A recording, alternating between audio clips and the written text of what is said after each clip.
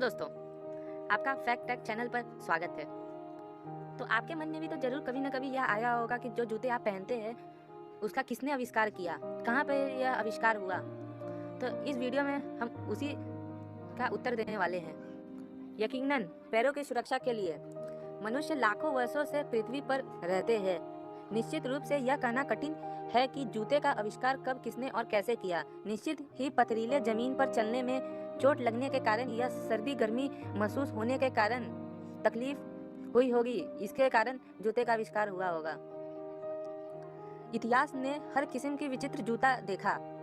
एक और महिलाओं की जूता के 8 इंच ऊंचे तले भी देखे और दूसरे और बच्चों के बतख के आकार के जूते भी। अमेरिका में जूते के निर्माताओं ने जूते के तले खोखले बनाए और प्लास्टिक के इन तलों में पानी भर दिया।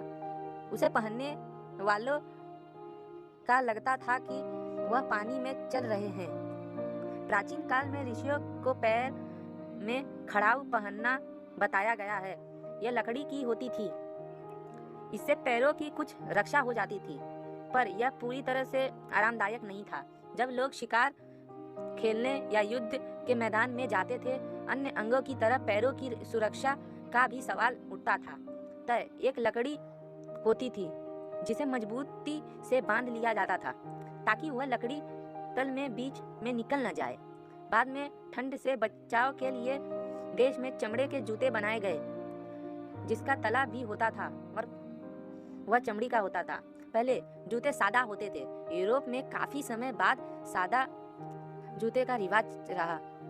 तब एक पैर का जूता दूसरे पैर में पहना जा सकता था।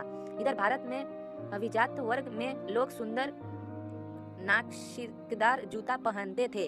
उधर यूरोप में भी तरह तरह के फैशन के जूता पहनने का रिवाज चल पड़ा। 15वीं सदी में इंग्लैंड में नुकीली जूती का रिवाज चल पड़ा। कल लोगों के जूते का अगला हिस्सा इतना नुकीला और लंबा होता था कि वह पहनने वाले के घुटने तक जा लगता था। तत्कालीन अंग्रेज सरकार ने असाधारण रूप से लंबे इन नुकीले जूते पर रोक लगा दिया। इसके बाद लोग सामान्य जूता पहनने लगे। इसकी तरीके के एक कथा जूता की एड़िया के बारे में भी है। फ्रांस का राजा लुई 14वां ठिकाने कद का था, मतलब वह थोड़ा हाइट में छोटा था। जब वह अपने सामने वाले को लंबा पाता था तो उसे बहुत ही गुस्सा आता था। उसने सारी मोची को आदेश दिया कि उसके जूते के नीचे बड़ा एड़ी लगा दे ताकि वह औरों के बराबर हो जाए। इसके बाद ऊंची एड़ी के जूते का रिवाज प्रारंभ हो गया। विशेष रूप से महिलाओं के ऊंचे एड़ी के जूते या सैंडल का चलन बढ़ गया। हर प्रकार के फैशन की आती जब हो जाती तो लोग उसे उभरकर सामने फैशन पर आ जाते। ऊंची एड़ी के जूते का चलन की भी अति हो गई। 17वीं सदी के अंत तक महिलाओं इतने ऊंचे जूते या सैंडल पहनने लगी कि उसका रास्ता पर चलना भी ठिकाना नहीं हो पाता था।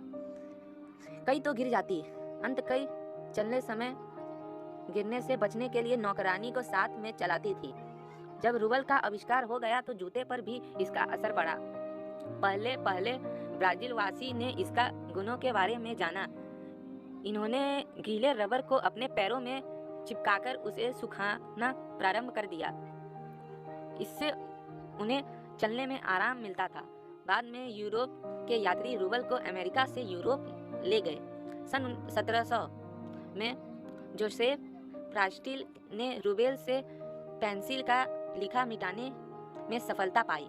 बाद में वेट व्रास्टिल नामक न्याकवासी ने सन 1882 में जूते के तलों पर रबर लगाकर उसका हासिल किया।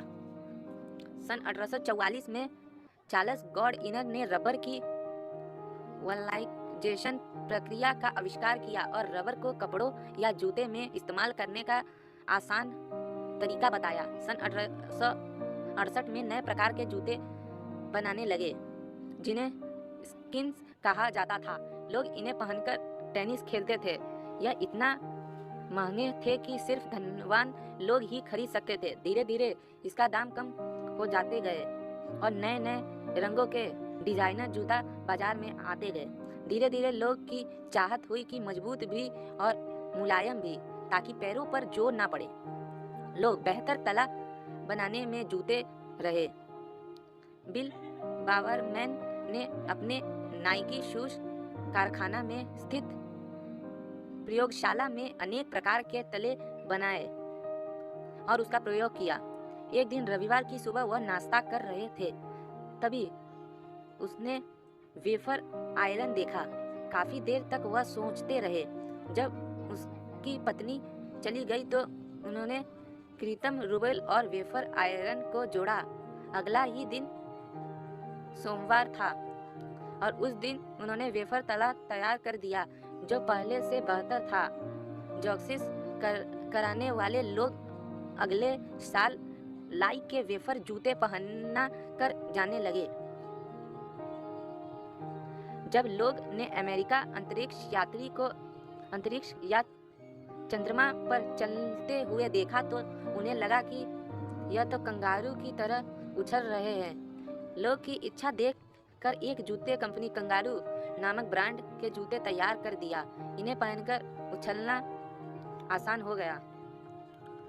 तो यह वीडियो आपको कैसा लगा यह हमें कमेंट में ज़रूर बताएं। अच्छा लगा हो तो लाइक करें, नहीं अच्छा लगा हो तो डिसलाइक करें। कमेंट में हमें यह भी ज़रूर बताइएगा कि यह आपको मालूम था। और धन्यवाद अंत तक देखने के लिए।